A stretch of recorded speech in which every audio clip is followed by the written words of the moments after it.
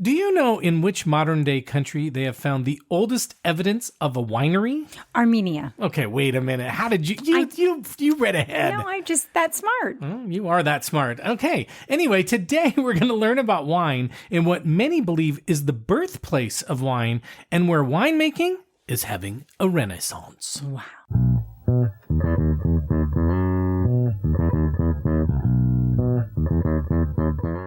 Hello, and welcome to the Wine Pair Podcast. I'm Joe, your sommelier of reasonably priced wine, and this is my wife and my wine pairing partner in crime, Carmela. Hi there. And we are the Wine Pair.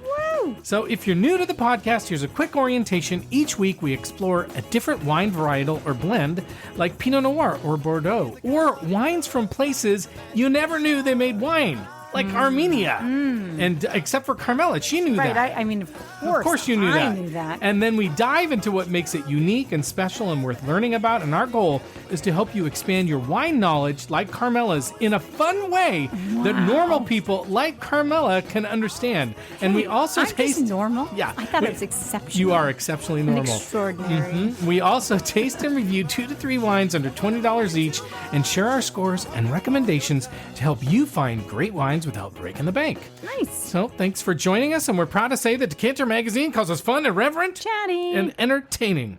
So first, Carmela, I think you'll be happy to know that I'm feeling better this week. Like you didn't know that already. Wow, really? Yeah. You're feeling better. Yeah. I may actually be able to taste the wine this week, too. Nice. And I also want to call out that next week is Halloween. And by the way, do you say Halloween or Halloween? Wait, that's not a thing. I heard today on the radio somebody said Halloween. They just misspoke. They're crazy. Anyway. Well, there is All Hallows Eve. Exactly, but not hollow. It's but hallow. Nobody says Halloween. No, but, this you say person did. poor, so... That's correct. Be... No. And I also say sherbet. But anyway, we are bucking tradition by not doing spooky wines this year because... Frankly, I don't think anybody really cares. And it just was too scary for me. It was. It kept me up. But if you feel like we're wrong, we can bring it back next year, but not for another year. Okay, so Carmela, here we are with today. So about a month ago, listener Corinne reached out via email and said we should try wines from Armenia. So now I'll be totally honest on this one. I was super happy and thrilled that she reached out, and I was really interested in us doing Armenian wines on the podcast. But I thought there was no way in hell that I would be able to find Armenian wines. So I just kind of let it sit while we prepared for our trip to Japan because that was taking all my mind space. Did you respond at all? I did. I said, this is a great idea. Thank you very much. Okay. Now, she did say something else in that note that intrigued me. She said we should watch the SOMM TV documentary called Cup of Salvation. And I do like the SOMM documentary, so I downloaded it along with a bunch of other things so that if I'm on the trip or on the plane, whatever, or train, and I'm getting bored, I have something to watch. Nice. Right? And did you? That's the thing. So it just so happens that I watched it on the Shinkansen from Tokyo to Osaka. Oh my God. Because I had to sit by myself. True. You did that on purpose. I mean, we did were it on purpose. happy to not have you sit with us. I mean, not that we didn't want you to sit with us. We were just happy to sit You and Mariana were happy. Yeah. Well, there was a woman sitting next to me who I think probably thought I was nuts. But anyway, I watched the movie and it was awesome. And so I highly recommend it. So thanks, Corinne, for recommending it. And so what the movie is about, it's about Vahe and Aimee Keushguerian. I think that's how you say it, Keushguerian. They're a father and daughter team, and they make wine in Armenia. And the story really centers around the dad, Vahe, who's basically kind of a maverick. He's one of those, he's got one of those personalities that he kind of makes people do stuff that they probably had no intention of doing, but then they do it. He's kind of an amazing person. Anyway, he convinces his daughter first to join him in making wine in Armenia, which is kind of a crazy thing. And he wants to make wines mostly from the native grape Ardi. And that's much more difficult than it sounds. So I'm not going to give too much away, but the grapes that they use come from vineyards which are right on the Armenian and Azerbaijani border. And evidently that's a really dangerous place. It's more or less a war zone. Oh, wow. And they basically have to harvest grapes in bulletproof vests. Oh my God, what? So just to add a level... I don't know if I would be taking that risk. I wouldn't either, but here, to make the level of difficulty even higher, he decides that what he really wants to do is make wine from Iranian grapes. And by the way, it's not just illegal to make wine in Iran. It is illegal to purchase grapes from Iran and use them to make wine. So he decides he should just smuggle wine grapes out of Iran and into Armenia. Daughter? With his daughter. Oh. And so I don't want to ruin the movie, but I will say by the end of the film, he's having sommeliers in the United States and even a winemaker with an Iranian background who lives in California try his wine from smuggled Iranian grapes. Is he still making wine? He is. And he's actually... So it's more safely. I don't know, but I mean, this is just his personality. It's actually a really good film. Again, it's called Cup of Salvation. It's really emotional. It's really engaging. And after I watched it, I was like, okay, we're going to do Armenian wines. Like, we're going to do it. You were convinced. I was convinced. And I thought this series, so this is They Make Wines in blank series. We've done a few of these, like they make wines in New York. They make wine. So anyway, I thought this was a good vehicle for it. So I started looking for the wines and I found them. I was actually kind of surprised, but I found them. So Corinne, all I'm going to say is good job. You convinced me in a very clever way. I'm really excited about it. And we have 2 wines from Armenia that, again, I was able to find on wine.com. They're just a little over the $20 price range, just a little. And as I've said before, we're going to have to be comfortable with that price range, getting a little bit over the $20 because sometimes all he went through to get this wine, these are practically priceless. Pay $20. I mean, come on. Yeah. $21. Come on now. Okay, anyway, one of the wines is a sparkling wine in Armenia, which comes from their Keush label. That's the first 5 letters of their last name, Keush. So that's the first 5 letters of their last name. And so I'm super excited about it. And the other one is based on the Irani grape. And so I'm super excited about it. I'm excited to learn more about Armenian wine. But first... you got to do our shameless plug. That's right. So thank you for listening to us and supporting the show. And if you haven't had the chance to do so yet, now would be the perfect time to follow or subscribe to our podcast. It's free. You never have to miss a show. And thank you to all of you who've done that already. And another great way to support us that we'd love is a nice 5-star rating and review on our website or Apple Podcasts or wherever you listen so we can continue to grow our listeners. And you can follow us and see pictures of the wine we're tasting and trying today and weird AI pictures on the Wine Pair Podcast at Instagram, and you can contact us on our website, thewinepairpodcast.com, where you can sign up for our email newsletter, which will be coming out on November 1st, which, by the way, is the day after Halloween. True. Or Halloween, however you say it. Right. It's the day after. Mm-hmm. And we want to make content you care about, and so... like Corinne did, you can send us a note and tell us stuff you want us to do, or if there are wines you want us to try, or winemaking in the areas of the world you want us to check out. Just tell us things you want us to do. Why don't you just tell us whatever you want to stand on our head? Why not? In fact, today what you could do is you could ask. Oh, I shouldn't even say this. Wait, what? You should ask Carmela to pick out letters of out of sprinkles that are letter sprinkles. I can't explain this, but remember, Carmela makes cakes. And she had a request from somebody to only select the letters out of alphabet sprinkles that corresponded with a baby reveal. We're going to go into this at some point. This is the whole lot. baby reveal thing is just crazy to me. Wow. Carmela, I'll just say this. Carmela often knows the sex of a baby before the parents do. Okay. Oh, anyway. Many times. Many times. But anyway, you can reach out to us at joe@thewinepairpodcast.com and tell us what you want us to do or about alphabet sprinkles or whatever. And as we do every week, we'll tell you someone we think you should recommend the Wine Pair podcast to, because the best way for us to grow listeners is when you tell your family and friends about us. And this week, we want you to recommend us to anyone who is of Armenian descent, because I think they're going to really appreciate this episode. For sure. Yeah. I mean, this is something I don't know much about. They may already know about it.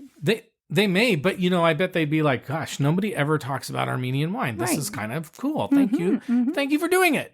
Okay. So anyway, now, other than what I learned by watching the movie Cup of Salvation, I basically had zero knowledge about Armenian wine, unlike you, Carmela, until I put together the show notes for this episode. Did you know we have show notes, by the way? Yes. Yeah.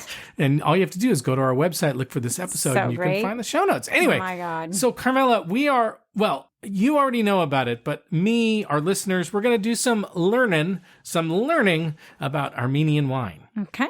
So as you mentioned in the intro, Carmela, Armenia is actually a very ancient winemaking region. I didn't mention that. You mentioned that. Oh yeah, I knew you. I just agreed. I said where, and you said Armenia. Exactly. So you won. Anyway, the oldest winery in the world, called Areni 1, was found in Armenia's Areni wine region. And the winery dates back to 4100 BC. My goodness. So that's old. You weren't even alive. It's older than me. Right. And evidently, for much of its history, Armenia was famous for making wines, and different cultures like the Greeks loved it. They would drink Armenian wine. Again, strange because we don't hear about it today. No. If you're not familiar with Armenia, and I wasn't, it's located in a really interesting area. It borders Turkey to the west, Azerbaijan to the east, Georgia to the north, and Iran to the south. It's landlocked. It's not on any, bodies salt, of water. Yeah, salt water, body of water. And it's interesting because it's kind of considered European for geopolitical reasons, but it's also considered part of the Middle East. It's located in the South Caucasus. It was formerly part of the Soviet Union, and it's a country that's super hard to define because it's in this really odd spot. It shares traditions from lots of different cultures, and it's also been in the middle of a lot of turmoil over its history. A lot of wars, even today, a lot of wars and stuff going on. Now, while Armenia had a very long tradition of winemaking, when it was part of the Soviet Union, the government forced them to focus their production on fortified wines like brandy. And so Armenia produced a quarter of all brandy for the Soviet Union in the 1980s. Do they still? Well, no, I mean, they basically stopped making it because they went back to what they wanted to do, which was not fortified wines, but regular wines. So, but for 70 years, the Soviet Union kind of messed with the traditions of winemaking in Armenia. And so a lot of traditional vineyards and winemaking kind of either went underground or was lost during that time frame.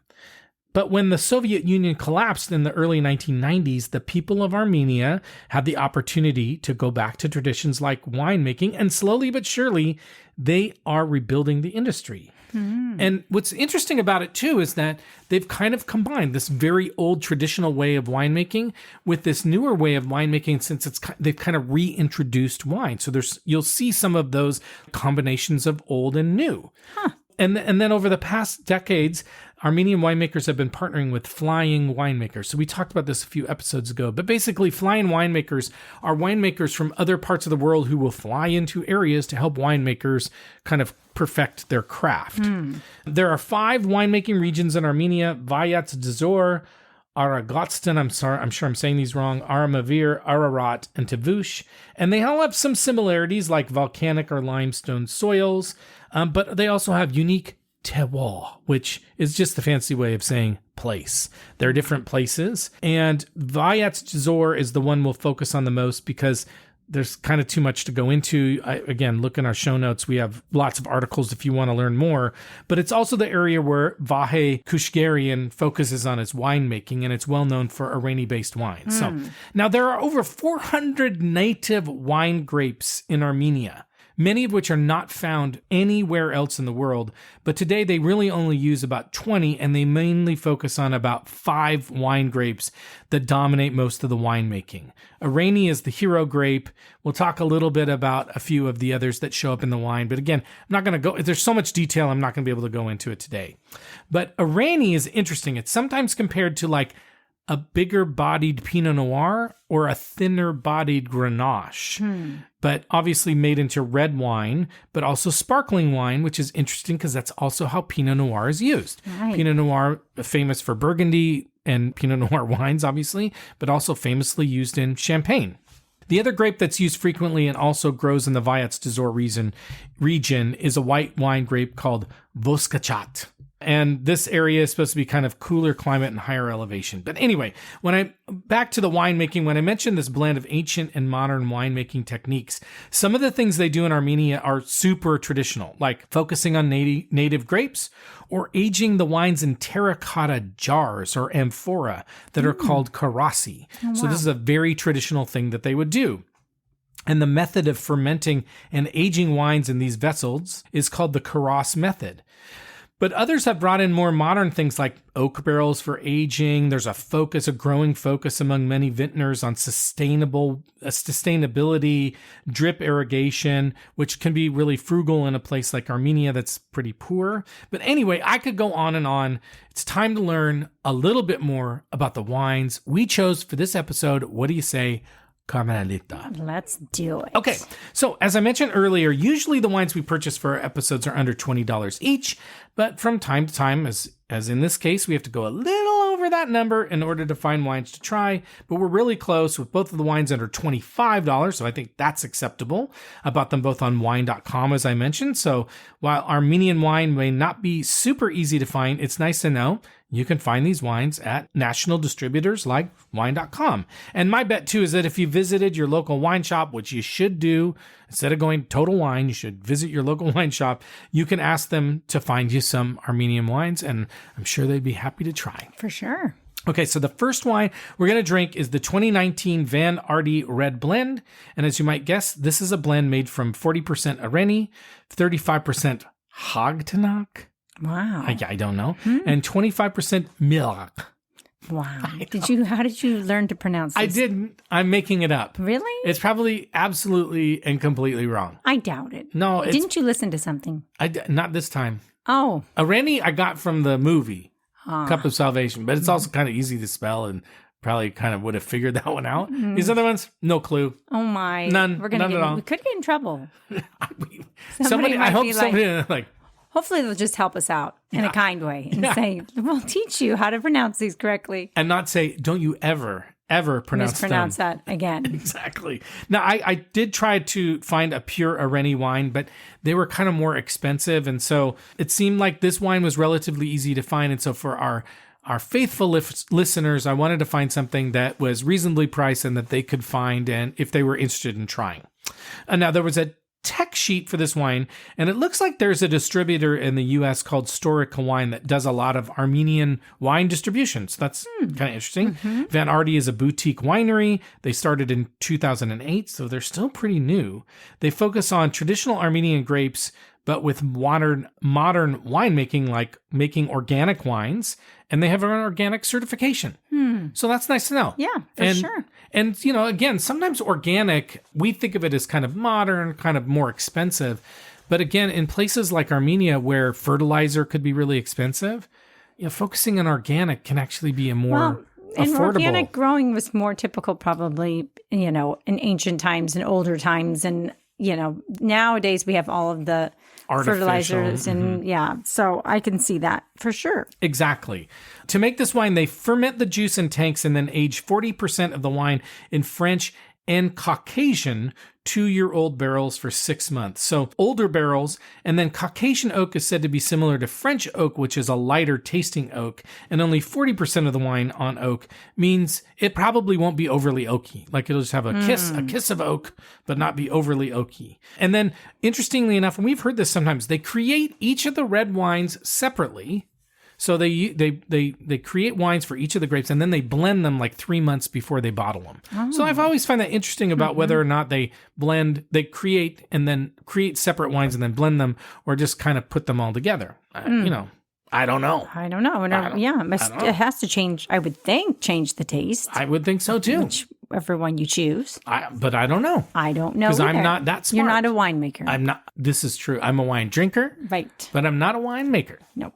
Okay, so the second wine we're going to drink is the Keush Origins non-vintage sparkling wine. And this is a brut sparkling, which we like. Mm-hmm. And that just means it's dry or low in residual sugar. Nice. And this is made in the traditional style. Oh. And as I mentioned earlier, this wine is from Vahe and Aimee Keushguerian. He was born in Syria. He was raised in Beirut. He immigrated to Italy, where he learned the wine business, and then moved to Armenia, where he started this winery in 2013. Oh, wow. How old is he?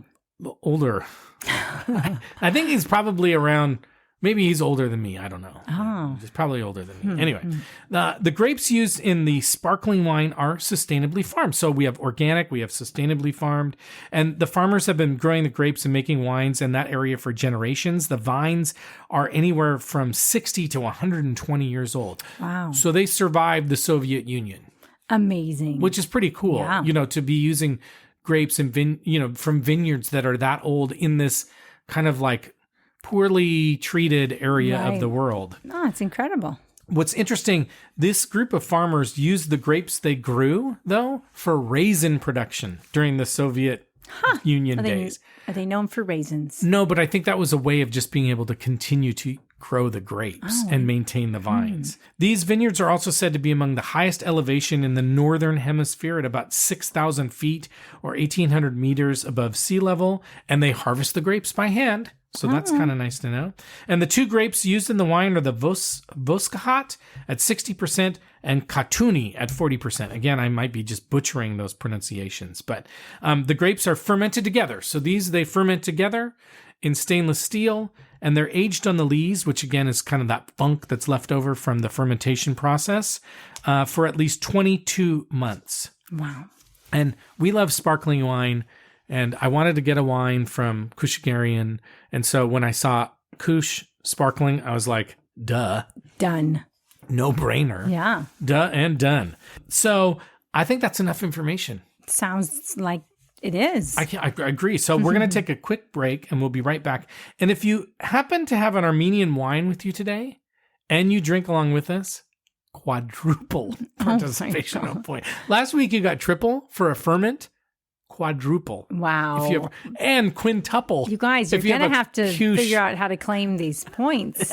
Has anybody asked you? Nobody's asked yet, but I am waiting for somebody to say, I want my damn participation points. Right. What do you do? I mean, what is it? They just get an A? Or just an A in participation? I mean, nobody's asked, so maybe we'll find out what they get. Okay. Other than pride. True. Sometimes that's the best thing to receive. That's the only thing I've got left. Okay, we'll be right back.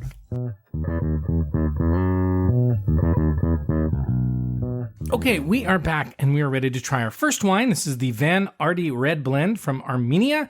It's a 2019. It was $21.99 at wine.com. 13.5% alcohol, so not super high for a red wine. 40% Areni, 35% Hagtanok, and 25% Milak. So, first thing we're doing now is looking at the color. What do you think of the color? Oh, it's pretty, I mean, it's dark, but it's not like inky. No, at first when I kind of looked at it from above, I thought, it's got kind of a Pinot kind of color, but it's darker for sure. I think it's darker than a Pinot, but it's not. In fact, you have more in your glass than I do, I think, too. Yeah, yours does look a little lighter than mine. Yeah, so it does have hints of Pinot, but it's, I think it is a hint darker. I would say it's kind of on the edges. It's like almost a ruby color on the edges. It's pretty. Yeah, it's very pretty. Okay, what are you smelling? So I'm getting kind of tart cherry on this. I'm getting cherry. Yeah, I agree. And maybe a little bit of tobacco. Yeah, I'm getting something spicy on it. I agree. I feel like I'm getting a little bit of, I don't know, plummy. There's something kind of rich. There's a kind of a rich fruit smell, but maybe it's more like a stew. You talk about a stewed cherry or even a. Oh, okay, so you're getting a little richer. I think I'm getting a little more tart, but almost like cherry pie. Actually, I feel like I'm getting cherry and cinnamon, like something spicy on it. Okay. Yeah, like a cherry pie filling. There's something else, though, plummy or something on it. I can't quite put my finger on it. And when you swirl it, you get a little bit of that clay or earth on it. Yeah, I think so. Well, let's try it. Okay. And taste it and see what we think. It's pretty tart. I think you were right. Well, I mean, it can always taste differently, but I am finding that it's pretty tart. I'm not finding, the bouquet on it was a little richer or there's a little more going on. This is kind of I wouldn't say just like a one note, but it doesn't have as much complexity as I thought we were going to get out of it. I agree. I agree with you. I am getting that spiciness. It's almost a little bit of like paprika, but some I'm getting baking spice on it. Like, again, like clove or nutmeg, or, maybe I'm thinking about pumpkin pie, but kind of like that kind of spice on it. Okay. Cinnamony. Mm-hmm. Any ginger? Maybe a little bit of ginger. Yeah. I agree with you. I don't think it's very complex. It's like, I would just say like, it's kind of an average red wine, Yeah.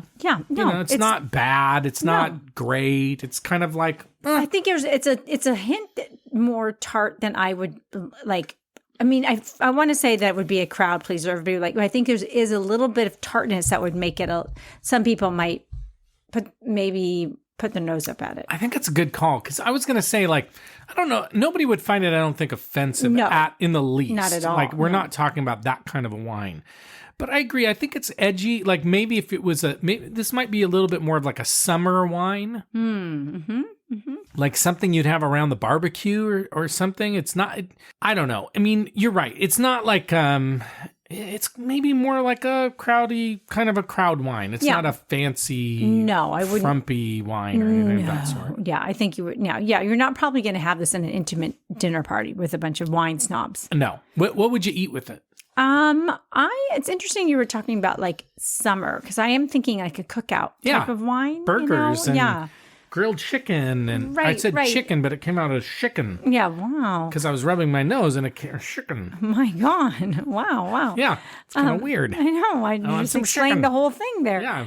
Visualize this. Chicken. Oh, but okay, you would have chicken with it, huh? I've still got the cough. Oh my God. We're being sick. Wow. But you're feeling better. Way better. Yeah, that's good. But I could even say, like I could see burgers, French fries. Yeah. Tater tots. Yeah, like a total cookout dinner would be, or pizza. Pizza would be. You could do pizza with this wine would be good. fine. You could even do like, I don't know why I'm thinking of this, but like a baked potato. Okay, which we never We're have. getting really specific here. We've never had, I mean, we don't ever have baked potatoes. No. That's something your mom makes when the kids were little, infrequently. Every once in a while I would make them. I never got excited about them. The kids never liked them either. They're just we did not like them, but it was like, I thought, we'll get all the toppings and then the kids will eat them. They're kind of boring. Yeah. I gotta say, like a baked potato. But I could see this with a baked potato. Don't ask me why. Okay. I'm just thinking what toppings? Potatoes. Chives. Bacon? Cheese, little bacon, sour cream, a pat of butter, a pat of sour cream and butter. Yeah. Wow, rich and delicious. Look, mashed potatoes. I mean, baked potatoes. They have no flavor. They honestly, the most flavor on them is the tin foil that you wrap them in. Right. By the way, I said tin, not aluminum, because we used to say tin foil. But even though I don't think there's ever any tin. Said tin foil. But I feel where like did the tin come from? Generational. And I don't think you should be eating things wrapped in tin. Okay, but I think that was a generational thing. Like I think kids, like our kids, would be like tin foil. Yeah. Like, what are you talking about? What's tin foil? Okay. Anyway. I agree. Okay, so as a reminder on our rating scale, because we're going to rate this sucker, we rate it on a scale of 1 to 10. We don't do half points. 7 and above means we're going to buy it. 4 and below means it sucks. We're going to pour it down the sink, the stink. And 5 or a 6 means we're going to drink it and we'll finish it. But we're probably not going to buy it. Okay. So, Carmela, what rating would you give this wine? I'm going to give it a 6. Yeah, I'm going to give it, I feel like it's a generous 6. I feel like I'm on the verge of a 5. But it's not, it's a average. It's fine. There's nothing wrong with it. I'm not going to probably. There's so many other wines that I would choose before. That's kind of it. That's the only thing. But if somebody served it, I wouldn't. You give me a look like there's something over my shoulder. Like, is there a monster over my shoulder? There's a little cobweb or something. Well, what am I supposed to do about it? Where is it? I don't even see it. Right next to your face. My God, what is it? I'm frightened now. Right in between your my glasses. Jeez. Anyway, it's driving me nuts. Okay, I don't. Okay. I'm gonna try and get it. I don't even know where it is. I'm moving my arm. It's on the armoire. Oh, armoire. Right. We've got an armoire. Anyway, it's a spooky armoire. Listen. Okay. Anyway, sounds like a tomb. Anyway, I'm giving it a 6.2. It's not bad. It could have been a 5. It doesn't matter. It's it's a fine wine, but agree, there's other wines I'd drink first. But not a fine wine. No, but it's a fine wine. It's okay. It's okay. It's not like, yeah, there's nothing wrong with it. Nothing wrong with it. Okay, we're going to take a break and try our last wine. Okay. Okay, we are back and we are ready to try our next wine. This is the Keush, and Carmela did get the spiderweb too, I think. Thank God. Keush Organic Sparkling Wine from Armenia, the Vahe region. Non-vintage, which means, they do this a lot with sparkling wine because they combine it with other vintages. She's coughing too. It was $23.99 at wine.com. Still under $25. Only 12% alcohol, 60% Voskahat, and 40% Katuni. And wine enthusiasts actually gave this wine, I'm not sure which year, it's non-vintage, but they gave it a 90. So when you look at it, what are you seeing? There was a lot of bubbles. It's a very celebration looking wine. It poured great. Yeah. I thought it poured really nicely. It's just really pretty. Look at all those little fine bubbles just rising to the top. They're just like, oh, celebrate. And when you think of the color, to me, this is champagne color. Yeah. The color champagne? Like, not all champagne looks like this, but that kind of like yellowy, darker yellowy color. It's kind of it's pretty. Yeah, it's very pretty. But nice bubbles. And what are you smelling? You don't like to smell because you usually makes me cough. I'm smelling like brioche. Mm-hmm. I'm smelling like sparkling cider. Mm-hmm. Definitely has a little sweet edge to it, like a really nice smell. What are you smelling? I feel like I'm getting a little melon, like a honeydew melon. Okay. And something tropical fruit, a little bit of tropical fruit. Okay. I don't know if it's like a pineapple or citrus or something, but getting a little bit of tropical fruit. Oh, she's going right in. Let's drink it. Okay, let's go. It's calling my name. She was like, I'm done smelling this. Wow. Wait. There's something very specific on it. It's alcohol-y tasting. It's kind of vanilla extract. Yeah, I kind of taste a lot. It's tastes very alcohol-y. Yeah, but there's something else on it. What was the alcohol on it? Only 12%. To me, it's got a little bit of a harsh alcohol taste to it. It's not as fruity as I thought it was going to be. No, but like I said, it's kind of an extract. Like you think it's... Like an almond extract, maybe? Maybe. I don't know. It just has a little bit of... Like you think it's going to taste good because it smells so nice, but it's a little harsh. It's got a little bit of astringency on it. Yeah. It's a little bitter. Wait, did you say no or yeah? Yeah. It's a little bitter, too. It's a little bit... Gosh, I just can't put my finger on it. There's something... I really want to like it because it pours so nice and it looks so nice, but it's not as... it's not very smooth, I kind of feel like. Yeah, no, it's a little rubbing alcoholish. That's what I said. A little astringent. That's what that means. A little Band-Aidy. Oh. Do you get that? A little plastic Band-Aid. Yeah. The old type of Band-Aid. Not the new type. No, everybody knows the new type. But the old type, are you talking about the ones that were kind of a little bit thicker and kind of like rubbery almost? I didn't think they were thicker. There was a type of Band-Aid. It was probably one of those you got at school, and it was just kind of a little rubbery or something. And it tastes like that. There's a lot of things I'm hearkening back to. You tasted like tin foil and Band-Aid. Ooh, delicious Band-Aid taste. Wow. Yeah, I don't know. What would you eat with this? It's kind of citrusy too. Sorry, I'm still trying to figure out. It's a little rindy. The more I kind of taste it, it's more orangey of a citrus or kind grapefruit. Like grapefruit, maybe like you accidentally bit too far into the pith of an orange or a grapefruit. Yeah, it tastes grapefruity. Like, it's kind of getting more grapefruity. Like in your soccer game and you have oranges at halftime. I never ate them. Why not? I didn't like them. Oh, leave it to you to not eat them. There's just too much. Like, Did they have to bring you an egg? No, God. There's too much pulp. I just want a damn water. Why can't they just give us water? I had a friend who got... So here we are. We're playing like an hour of soccer and you come off the field and they give you a goddamn like little slice of orange. Okay, the thing that is... Give you some water. Okay, one thing I do laugh about... No wonder we were screwed up as kids. Well, this is the deal. This is the funny thing that I read recently. Now we're going off the rails. But there are memes all over the world. By the way, before we started, she's like, let's bang this one out. Now she wants to tell stories. Bang this one out? Yeah. I didn't say that. Or something. What did you say? Now she's denying it.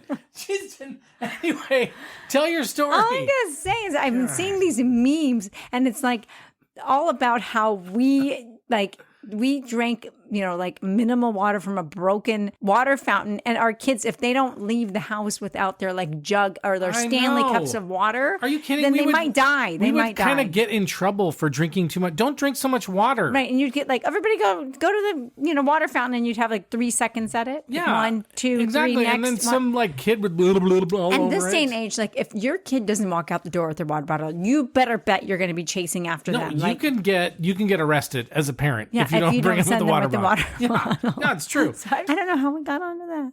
Because the orange slices. Oh, the oranges. At halftime of a soccer, you're sweaty. You're 10. And you get so sticky. Yeah, and exactly. It's like the stupidest thing to give kids. Your hands are sticky, and then we used to play on those awful fields, and so you'd have like stickiness running down your leg and then you would fall, or you'd like do it like me. I would do like a pirouette. I don't know. What would you do? I would do it. A handstand? No. A cartwheel? What do you do in soccer? I guess I wasn't doing it. Slide tackle? A slide tackle. Jesus, she was the captain of her high school soccer team, and she can't even remember slide tackle. Well, I would slide tackle, and then I'd have dirt all over my legs. Okay, can we get back to this? Yes. Actually, it's growing on me. I feel like now that it's been out of the bottle a little bit, it's growing on me. What food would you have with this? I think you want something kind of spicy. Fried and spicy. Yeah. Because this is a salty. Big mouthfeel. Yeah, salty. Yeah, and I think you need something that can kind of stand up to it. Yeah. So I don't know if I do a nice flaky fish or even charcuterie. I do charcuterie, but I have to have meat. Cheese. Stinky cheese and meat. Yeah. But I think fried foods, fried fish, fried chicken. If you want to make the most spicy. of this wine, it needs to be, you need to pair it with something big and bold too. Yeah. I feel like I'm starting to enjoy it more. Maybe I'm just getting plowed and I'm just happy. Are you drunk? Mm-hmm. No. Okay, well, let's rate it. What rating would you give this wine? I'm thinking I'm going to give it a 6. Really? Yeah. I'm giving it a rock solid 7. Okay. I'm on board. I think it's growing on me. I think it tasted kind of astringent at first, but as it's kind of taste it again. Okay. It's relaxing in the glass. I feel like it's doing better for me. Not as astringent. Yeah. I think it's relaxed. I think it has. The other thing, it's just a kind of a cool story, cool bottle of wine. Agree. It's made out of these grapes that nobody's ever heard of in an area where they have to like wear bulletproof vests. Yeah, I mean, that's the other thing. Like, I'm giving it a 6, but if you want to have rude. A storytelling moment with the wine, it's kind of a cool looking bottle. Be a cool thing to share. I agree. Like, guess what? So I'm giving it a 7. Carmela is mean and giving it a 6. Okay. Which of these two, though, are you finishing tonight? Oh, this one for sure. For sure. Okay. So let's talk about the taste profiles expected from Armenian wines. I'm not going to do anything general because there's nothing general to talk about. So let's start with the Ardi Red Blend. The winery says it is saturated with aromas of dark cherries, blueberries, plum, harmoniously transitioning to hints of warm spices and dark chocolate. Oh, okay. Mm-hmm. We were getting cherries, plum, spices. The baking spices. Yeah. International Wine of the Month Club said opens with an entrancing bouquet redolent with scents of baked blackberry and plum dusted with cacao. In the mouth, smooth, rich berry flavors sprinkled with chocolate ganache and deft touches of cedar, sandalwood, and vanilla flow on a river of ripe, racy tannins to gratify the palate. Wow. I think it's a little bit. That's an amazing. I wish I drank that wine. I wish I had drank that wine. Truly, I'm like, wow. I want that wine. I want to be in the company of that wine. Yeah, exactly. Pleasantly dry, seamless, and hauntingly complex. And the whole river of, what was it? Of tannins? You know what? It came from the Wine of the Month Club. So what are they going to say? Hey, we're sending you a shitty bottle this week. Yeah. Okay. I hope you enjoy the money you paid for our subscription. Good for them for selling it. I agree. So here's what they. Why did you just snap at me? I don't know. Did I reach my quota? No, I was agreeing. Sometimes people snap when they agree. Wow. Okay. Anyway, the Keush Origins Sparkling Wine. The winery says invigorating and fresh. The palate resonates with citrus and apple flavors. Finishes fresh apples alongside a lingering note of toasted almond. Ah. Well, I said almond. You had asked about almond, and I said vanilla. Yeah, but I said almond extra. And then I was like, oh, yeah, maybe it's almond. Wine enthusiast says, pale straw in the glass. This wine features a persistent column of tiny bubbles. It has aromas of white peach. Isn't that a song? It is. White peach, lemon curd, and flavors of Granny Smith apple, Sevilla orange, nectarine, nutmeg, and roasted fennel bulb. Oof. I'm not a big fan of fennel. Maybe that's what I was The one thing we got was orange, Sevilla orange. And an apple. I was getting that cider. You did. And it's creamy on the palate. So you were saying creaminess. No. And because you said it had a good mouthfeel. Did? She did. Rewind the tape. Creamy mouthfeel. I said it had a big mouthfeel. Okay, big, creamy, whatever. Big and creamy. And a surprisingly spicy finish. So anyway, okay. I think we did all right. Whatever. It's our taste is our taste. Did we win? We won. We won. Yay, we won. Armenian wines, what do you think? I mean, kind of fun. I just think it was a great idea. Thank you, Corinne, for the recommendation, especially on the movie. I should make you watch the movie. It's really good. Make you watch it. And you know what? It's like, here's the deal. Here's why we do this podcast. Carmela sometimes wonders why the hell we do the podcast. No. But this is why we do the podcast. No, I do it for you. That is why she does the podcast. No, but the deal is that you are a lifelong learner when it comes to wine and lots of things. And that is the cool thing about watching the movie. Because I think... And trying wines from Armenia. When the hell would you try wines from Armenia?